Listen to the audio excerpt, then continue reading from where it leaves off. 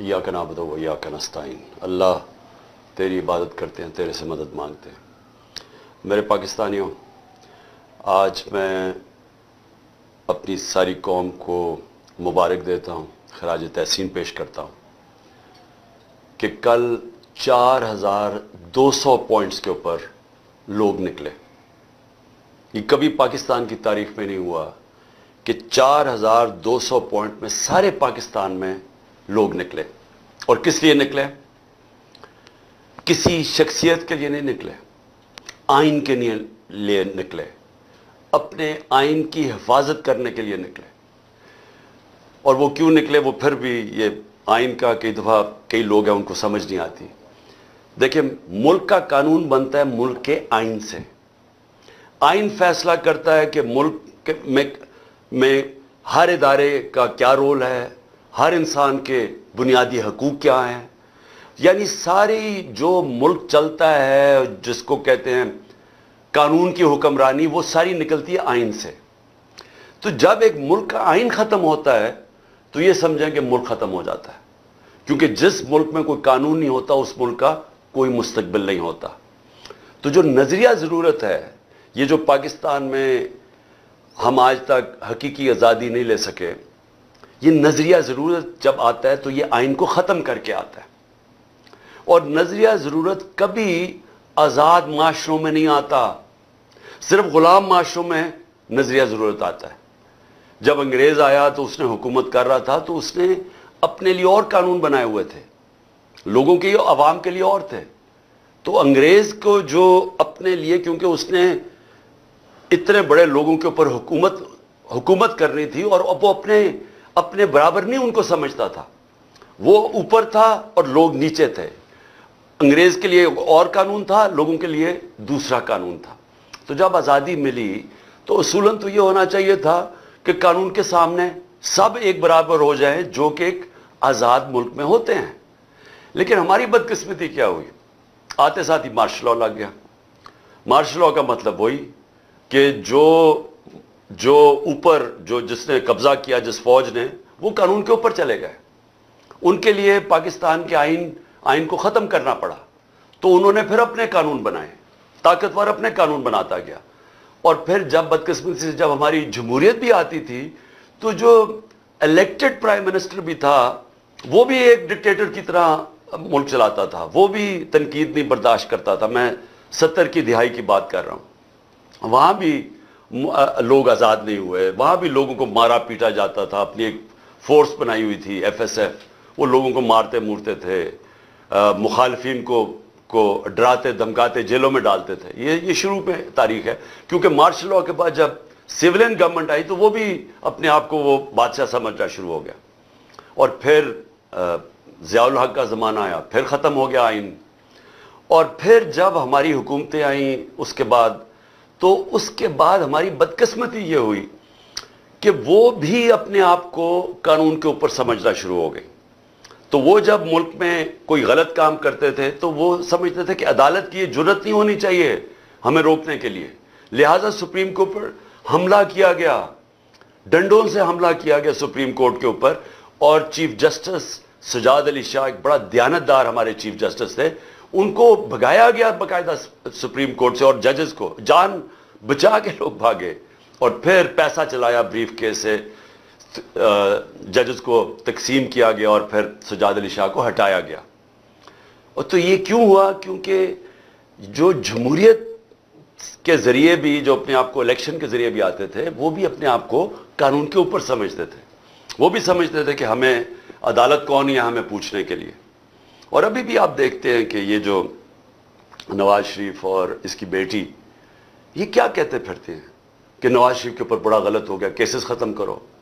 एक दफ़ा नहीं बता रहा है कि जिसकी वजह से, पैनमा की वजह से जो फंसे थे, वो पैनमा इंटरनेशनल इंकशाफ हुआ था, जिसमें ये चीज़ सामने आई थी कि ये जो महंगे तरीन लंदन के अपार्टमेंट्स हैं उसकी मालिका मरियम नवाज हैं। तो वो तो पैनमा के इंकशाफ में आए थे। फिर 2 साल इंक्वायरी चली, अदालत में चली, फिर GIT बनी। उसमें साबित हुआ कि इनके पास कोई तरीका नहीं था, कोई मनी ट्रेल नहीं थी कि ये 4 महंगी महंगी अपार्टमेंट्स खरीदी हैं। और फिर दुबई में नौकरी कर रहे हैं प्राइम मिनिस्टर मुल्क का। دبئی کے اندر نوکری کر رہا ہے اور تنخواہ لے رہا ہے. ملک کا پرائم منسٹر دبئی کی کمپنی سے تنخواہ لے رہا ہے. یہ ساری چیزیں سامنے آئیں. اس کا کبھی جواب نہیں دیا. کہتے وہ یہ ہیں کہ جرت کیسے پڑی ہمارا, کسی نے ہمیں سزا دے دی. تو کسی کی مجال کہ ہم وہ لوگ تھے, ہم کوئی خاص لوگ تھے کہ ہمارے سے پوچھ لیا اور ہمیں سزا دے دی. تو یہ ہے ملک کا مسئلہ. ہم کبھی بھی آگے نہیں بڑھ سکیں گے جب تک اس ملک میں قانون کی حکمرانی نہیں ہوگی, رول آف لا نہیں ہوگا. میں مدینہ کی ریاست کی اس لیے آپ سب کو بار بار مثال دیتا ہوں کہ جب وہ غریب ترین حالات میں تھے, پہلی چیز میرے نبی صلی اللہ علیہ وسلم نے مدینہ کی ریاست میں قانون کی حکمرانی قائم کی, عدل اور انصاف قائم کیا. اس کی بنیاد پہ کھڑا ہوا ایک دنیا کا عظیم ترین معاشرہ. آج دنیا میں کوئی اب ملک دیکھ لیں جہاں خوشحالی ہے, جدھر انصاف ہے وہاں خوشحالی ہے, جدھر جنگل کا قانون ہے وہاں غربت ہے. تو یہ تو یعنی جو بھی دنیا جانتا ہے اسے پتہ ہے کہ یہ حالات ہیں جب آپ کے ملک کے اندر مائٹ از رائٹ ہوتی ہے, یعنی طاقت کی حکمرانی ہوتی ہے, جو پاکستان میں آج. اس لیے کل کا دن بہت اہم تھا اس ملک کی تاریخ میں. اپنے ملک کی آئین کی حکمرانی, قانون کی بالادستی, اس کے لیے 4200 جگہ پہ لوگ نکلے. اور ساروں نے, پھر سے میں یہ کہتا ہوں کہ کسی شخصیت کے لیے نہیں نکلے. اگر انہوں نے چیف جسٹس کا نام لیا تو چیف جسٹس کا اس لیے نام لیا کیونکہ وہ آئین کے ساتھ کھڑے ہیں. آئین کہتا ہے 90 دن میں الیکشن ہونے چاہیے. سارے دنیا کے اندر ججز, پاکستان کے ججز, وکیل سب سمجھتے ہیں کہ 90 دن میں الیکشنز ہونے چاہیے. اور یہ جو اب گورنمنٹ میں بیٹھے ہوئے ہیں, 60% کیبنٹ کرپشن کیسز کے اوپر بیل پہ ہے, یہ اب پوری کوشش کریں الیکشن سے بھاگنے کی, اور یہ آئین توڑنے کے لیے تیار ہیں. یہ سپریم کورٹ کے فیصلے کے خلاف جانے کے لیے تیار ہیں. یہ سپریم کورٹ کو تقسیم کرنے کے لیے تیار ہیں, صرف اس لیے کہ ان کو الیکشن نہ ملے. کھل کے سپریم کورٹ کو اٹیک کر رہے ہیں. ان کے لوگ کہہ رہے ہیں کہ جی اگر سپریم کورٹ نے فیصلہ کیا مانیں گے نہیں, یہ کھل کے کہہ رہے ہیں. تو میں یہ چاہتا ہوں کہ پہلے صرف یہ دیکھ لیں, اس کے بعد میں باقی بات کرتا ہوں, کہ جب ان کو سپریم کورٹ کا فیصلہ پسند تھا تو ان کے لوگوں نے کیا سپریم کورٹ کے متعلق کیا سٹیٹمنٹس تھیں. ہمارے پاس اللہ کا کرم ہے, سوشل میڈیا ہے, یہ ساری چیزیں اب آپ کو پتہ چل جاتی ہیں کہ یہ پہلے کیا کہتے تھے, اب کیا کہتے ہیں. مجھے کہتے تھے کہ اگر آپ نے الیکشن کروانا ہے تو اپنی حکومتیں ڈیزالو کر دیں. حکومتیں ڈیزالو کی تو سارے الیکشن سے بھاگ گئے. اب کہتے ہیں کہ جی عمران خان انتشار پھیلا رہا ہے. آئین کے مطابق چل رہا ہے عمران خان, 90 دن میں الیکشن ہونے چاہیے. 2 ہماری حکومتیں ہم نے ڈیزالو کی, آپ سب نے کہا, آئین بھی کہتا تھا, ملک کا قانون کہتا تھا کہ 90 دن میں الیکشن ہو. 90 دن گزر گئے, الیکشن نہیں ہو رہے. ہمیں کہہ رہے ہیں اکتوبر میں الیکشن ہوں گے. کس طرح اکتوبر میں؟ اس کا مطلب 70% پاکستان ڈس انفرینچائز ہے, یعنی ان کے الیکٹڈ نمائندے 70% پاکستان میں نہیں ہوں گے. ایک بدیانت دار الیکشن کمیشن نے شہباز شریف کی حکومت یہاں قائم کر دی جس کی کوئی قانونی اور آئینی کوئی جواز نہیں ہے, اور فضل الرحمان کی حکومت قائم کر دی ہے پختونخوا میں. سو اس لیے میں یہ سننا چاہتا ہوں, آپ کو سنانا چاہتا ہوں کہ کیا کہا انہوں نے جب ان کو سپریم کورٹ کا فیصلہ پسند تھا. واضح ہو گیا کہ جب ان کو ضرورت تھی تو ان کو سپریم کورٹ کی سینکٹی, اس کے فیصلوں کی اہمیت کی سمجھ آ گیا کہ کیوں سپریم کورٹ کا فیصلہ ضروری ہے. اور اب جب کہ 15 کے 15 سپریم کورٹ کے جو ججز ہیں وہ ایک چیز پہ سب متفق ہیں کہ 90 دن کے اندر الیکشن ہونا چاہیے جب اسمبلیز ڈیزالو ہوں.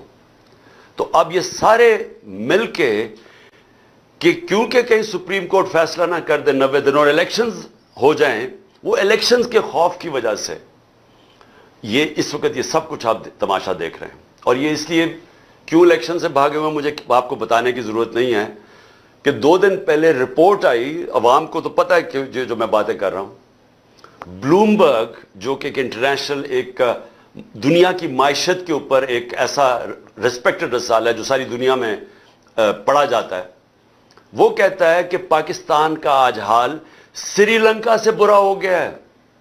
جو سری لنکا کے اندر جو महंगाई है वो पाकिस्तान की उससे आगे बढ़ गई है, श्रीलंका से महंगाई की वजह से लोग सड़कों पर आए थे। तो श्रीलंका से आज हमारे हालात बुरे हो गए जब से जनरल बाजवा ने तोहफा दिया इन चोरों को हमारे ऊपर बैठाने का। 1 साल पहले, मैं फिर से कहता हूं, दुश्मन भी पाकिस्तान से वो ना कर सकता जो जनरल बाजवा इस कौम से करके गया। इनको बैठाया ऊपर, इन्होंने आके सारी इकॉनमी तबाह कर दी। अपने आप को इन्होंने 1100 अरब रुपए के केसेस माफ करवा लिए। इन्होंने आते साथ ही अपने आप को ECL से कैबिनेट ने हटा दिया ताकि ये बाहर जा सके, क्योंकि सारा पैसा बाहर पड़ा हुआ है, याशी बाहर है। और इन्होंने मुल्क की माशियत को तबाह कर दिया। और आज जो लोग पिसे हुए हैं महंगाई में, जो लोगों के आज हालात है, फिर से मैं बता दूं, 100 रुपया 1 साल पहले जितनी चीजें खरीदता था वो सिर्फ आज 62 रुपए खरीद सकता है। 62 रुपए रह गए हैं उस 100 रुपए में से। तो खरीदार 100 रुपए से गिर के, एक आदमी के पास जो 100 रुपए का नोट है वो सिर्फ 62 रुपए खरीद सकता है। और अगर सेंसिटिव प्राइस इंडेक्स पे चले जाएं खाने पीने की चीजें, तो वो सिर्फ 52 रुपए रह गए 100 रुपए में से। और गिरता जा रहा है, हर रोज महंगाई बढ़ रही है। दुनिया में महंगाई कम हो रही है या महंगाई बढ़ रही है? तो इसलिए मैं आज वो सारी कुव्वतें जो इन चोरों के पीछे बैठी हुई हैं, मैं आप सबको कह रहा हूं कि आप अभी से समझ जाएं मुल्क किधर जा रहा है। श्रीलंका के अंदर जब पब्लिक निकली थी हालात इतने बुरे नहीं थे। आज क्यों नहीं पाकिस्तानी कौम निकल रही? उम्मीद लगा के बैठी हुई है कि इलेक्शंस आएंगे, तो वो इलेक्शंस की इंतजार कर रहे हैं कि गुस्सा उनका इलेक्शन में निकलेगा, जिसकी वजह से ये भाग रहे हैं। तो मुझे अपनी एस्टेब्लिशमेंट की नहीं समझ आ रही कि आपको इसमें से क्या मिल रहा है। इन चोरों के पीछे लग के जिन्होंने मुल्क को तबाह कर दिया है, तो इससे आपको क्या मिल रहा है कि इनके पास तो कोई अब तरीका ही नहीं है मुल्क को बचाने के लिए। इनके पास तो रोड मैप नहीं है। अक्टूबर तक ये क्यों इंतजार कर रहे हैं? क्योंकि उन्होंने और हमें तहरीक इंसाफ को पकड़ दकड़ करनी है, इदारों को हमारे खिलाफ इस्तेमाल करना है, केसेस और करने हैं। क्या इससे ये बच जाएंगे? मैं सवाल ये पूछता हूं कि क्या इससे ये बच जाएंगे? अली अमीन को 1 महीना पकड़ा, जेलों में फराया, किधर से किधर, बखर, फिर इस्लामाबाद, फिर उसको लेके गए इधर लाहौर लेके आए, तशद्दुद किया इसके ऊपर, फिर इधर से गया पता नहीं शिकारपुर। तो क्या हुआ? 20 किलोमीटर लंबा उसको जुलूस लेने आया DI खान में। वो अली अमीन कहता है मैंने कभी इस तरह की अवाम का रवैया ही नहीं देखा। उन्होंने उसको इतना बड़ा हीरो बना दिया। तो क्या फर्क पड़ा? क्या ये पकड़ दकड़ से कुछ बदल जाएगा? क्या ये इमरान खान 2 दफा मुझे कत्ल करने की कोशिश की, क्या मैं रुक गया हूं? मैं फिर निकल रहा हूं, मैं फिर जा रहा हूं पब्लिक में, मैं फिर जलसे कर रहा हूं। बुध से मैं जलसे कर रहा हूं, 14 तक करूंगा। ये जो भी आप समझ रहे हैं कि ये खौफजदा हो के ये एक तहरीक जो लोगों के दिलों में चली गई है वो रुक जाएगी। 4200 जगह पे लोग निकले हैं। और मैं आपको अब यकीन दिलाता हूं कि मेरी जो अगली कॉल होगी वो इससे ज्यादा लोग निकलेंगे। और ये जरूरी नहीं कि अगर आप इस तरह दबाते रहें लोगों को और पकड़ धकड़ करते रहें तो हम चुप करके भेड़ बकरियों की तरह इसी तरह ही बैठे रहेंगे। हम सिर्फ अपनी मुल्क की मायशत देखते हुए, क्योंकि हमने बाहर नहीं भागना। अभी तक मेरी जगह ये दूसरे होते तो बाहर भागे होते बड़ी देर के। हमने यहां जीना मरना है, इसलिए मुल्क का सोच रहे हैं कि अगर हमने यहां सड़कों के ऊपर निकला है जिस तरह श्रीलंका में लोग निकले थे, तो यहां तो मायशत तो आगे बैठ गई है। तो इसलिए मैं सबको आज कह रहा हूं कि ये जो आप जुल्म कर रहे हैं और जो हमारे कारकुनों को पकड़ रहे हैं, इससे तहरीक नहीं रुकने लगी, उसको और तेजी से ऊपर जा रही है। लेकिन इससे मुल्क को आप तबाही की तरफ लेके जा रहे हैं। और जो इस्लामाबाद में हुआ, आप ये सोचें कि कैसे हो सकता है कि पहले एक high court justice Babar Sattar वो इजाजत देते हैं कि जी ये फंडामेंटल राइट है हमारा रैली निकालने का। वो कहता है फंडामेंटल राइट है। रात के 2 बजे पुलिस कहती है नहीं आप निकाल सकते। क्यों नहीं निकाल सकते? और किस चीज के लिए रैली निकाल रहे हैं? आइन की, अपने आइन की बालादस्ती के लिए रैली निकाल रहे हैं, कोई इंतशार के लिए नहीं निकाल रहे। रूल ऑफ लॉ के लिए रैली निकाल रहे हैं। इजाजत ही देते, और इजाजत ही नहीं सिर्फ देते, وہاں آپ دیکھیں عورتیں وہ بیچاری کھڑی ہیں سائڈ پہ, ان کو پکڑ کے جیلوں میں ڈال رہے ہیں, ساری دنیا کے سامنے منہ کالا کروا رہے ہیں پاکستان کا. اور اس کے بعد ہمارے رات کو ورکرز کو پکڑنا شروع کر دیتے ہیں, 50-60 ورکر پکڑ لیے ہیں, سرگودا میں علیحدہ ورکر پکڑ رہے ہیں. تو کیا یہ اس سے ثابت کیا کر رہے ہیں آپ کہ وہ اسلام آباد کا جو آئی جی ہے وہ ایک جرائم پیشہ آدمی ہے؟ مجھے پتا ہے, میں نے اس کا کیس دیکھا ہوا ہے. سیف سٹی کے اندر وہ کرپشن کے اندر سزا ہونے لگی تھی اس کو. دوسرا جرائم پیشہ آدمی شہباز شریف جب پرائم منسٹر بنا اس کو سزا ہونے والی تھی 24 ارب کے کیس میں.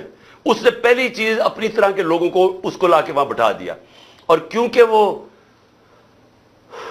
غلام ہے شہباز شریف کا, وہ پولیس والا نہیں ہے. پولیس کتاب پہ چلتی ہے, رول آف لا پہ چلتی ہے. پولیس کے قانون لکھے ہوئے ہیں کتاب میں کہ کیا کر سکتے ہیں کیا نہیں کر سکتے. لیکن یہ غلام ہے شہباز شریف کا, مجرم شہباز شریف کا, کیونکہ یہ اس کی وجہ سے بچا ہوا ہے جیل میں, لہٰذا اس کے گندے کام کرنے کے لیے تیار ہے. یہی آدمی ملوث تھا ڈرٹی ہیری کے ساتھ مجھے جوڈیشل کمیشن میں مروانے کے لیے, یہ اس کے اندر بھی شامل تھا. اس نے مل کے جو ہمارے اسلام آباد کی کوئی 500 ورکرز کو پکڑ چکا ہے, باری باری کبھی جیلوں میں ڈالتے ہیں, پکڑتے ہیں, لوگوں کے گھروں میں پولیس گھس جاتی ہے. یہ کون سی جمہوریت ہے؟ اور کیا ہوگا اس سے؟ کیا یہ جیت جائیں گے چور الیکشنز؟ میں اس لیے آج ساروں کو پیغام دینا چاہتا ہوں کہ یہ جو اگلی باری میں کال دوں گا وہ اس سے بہت بڑی کال ہوگی, اور یہ آپ جیل اور پکڑنے دھکڑنے سے کوئی فرق نہیں پڑنے لگا. اور اگر ہم نے اپنے ملک کو اس دلدل سے نکالنا ہے, کوئی بھی کسی بیوقوف آدمی سے بھی پوچھ لیں کہ سوائے الیکشن کے اور دوسرا راستہ ہی کوئی نہیں ہے. دنیا کے سارے ماہرین یہ کہتے ہیں. پاکستان کے اندر کوئی بھی کسی بھی جو ماہر بھی نہیں ہے پالیٹکس کا, جو اکانومسٹ ہے, وہ بھی کہہ رہا ہے کہ جب تک آپ کی الیکشن نہیں ہوگی پولیٹیکل سٹیبلٹی نہیں آئے گی اور تب تک آپ کی معیشت اٹھ ہی نہیں سکتی.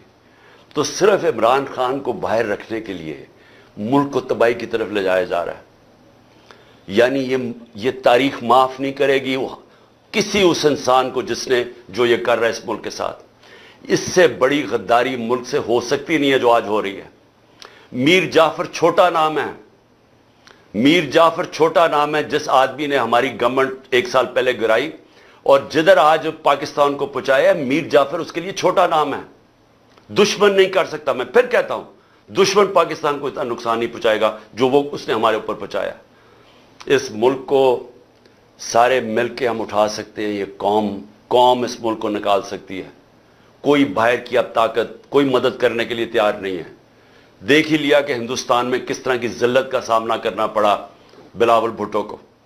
میں اس میں کوئی شک نہیں کہ اس نے بڑا غلط, کوئی ایٹیکیٹ نہیں تھی ان کے فورن منسٹر کو, کوئی تمیز نہیں تھی. کبھی اس طرح کسی آپ ملک میں کوئی مہمان آئے کبھی آپ اس طرح نہیں کرتے, اس طرح کا رویہ نہیں کرتے. لیکن اس بیوقوف کو وہاں جانے کی کیا ضرورت تھی؟ اس نے وہاں جا کے کیا ان کو کنونس کر دینا تھا؟ یعنی آپ کا پاکستان کی جو پوزیشن ہے, کیا اس نے جا کے کوئی وہ کون سا مارکا مارنا تھا؟ اور وہ جو دوسرا چلا گیا وہاں لنڈن کے اندر جا تاج پوشی کے اوپر, کیا پاکستان کے پاس اتنا پیسہ ہے؟ ہمارا ملک برا حال ہے. ایک ٹرپ جب جاتا ہے, یہ پرائم منسٹر ذرا پوچھیں کہ اس کا خرچہ کتنا آیا ہے. کم از کم $2-3 لاکھ اس نے خرچ کیا ہے. اور اس سے پوچھیں جو پرائیویٹ جہاز میں گیا گوا, اس نے کتنا پاکستان کا پیسہ خرچ کیا. ایک طرف ہمارے پاس فورن ایکسچینج نہیں ہے, دوسری طرف فضول بیرونی دورے پہ ہم چکر مار رہے ہیں, ذلیل اپنے آپ کو کروا رہے ہیں. وہ کس نے پوچھا تھا شہباز شریف کو؟ کون لینے آیا تھا اس کو ایئرپورٹ پہ؟ تو یہ اگر آپ نے اپنے آپ کو ذلیل کروانے جانا ہے تو کم از کم ملک کا پیسہ تو بچائے نا. اور اس لیے میں کہہ رہا ہوں کہ اس وقت ہمارے پاس کوئی دوسرا راستہ نہیں ہے سوائے الیکشنز کے. یہ سیٹ اپ, مصنوعی سیٹ اپ جو باجوہ لے کے آیا تھا, اس کو ہٹائیں, الیکشنز کروائیں, عوام کے اوپر چھوڑیں, فیصلہ کریں کہ عوام کون چاہتا ہے, کس کو چاہتا ہے. اور جس کو بھی عوام چاہتا ہے وہ آئے, 5 سال کا مینڈیٹ لے کے آئے, اس کے بعد ملک کے اندر اصلاحات کرے. وہ اصلاحات کرے جو کبھی یہ حکومت نہیں کر سکتی, اور وہی آ کے بجٹ دے, وہی آ کے اصلاحات کرے, اور وہی پاکستان کو اس دلدل سے نکالے جو کہ نکل سکتا ہے. میں نے 3.5 سال کی جو مجھے تجربہ ہوا, ہمارا بینکرپٹ تھا ملک, اور 3.5 سال کے بعد 17 سال میں بیسٹ اکنامک پرفارمنس تھی. کیونکہ ٹھیک ہو سکتا ہے ملک, لیکن اس کے لیے ایک بڑا پبلک مینڈیٹ چاہیے تاکہ ملک میں اصلاحات کر سکیں ہم. اور انشاءاللہ جب بھی اللہ نے موقع دیا, ہم نے پلان ایسا بنایا ہوا ہے, ایمرجنسی قسم کا پلان بنایا ہوا ہے, انشاءاللہ اس ملک کو ان سارے مشکل وقت سے نکالیں گے. شکریہ.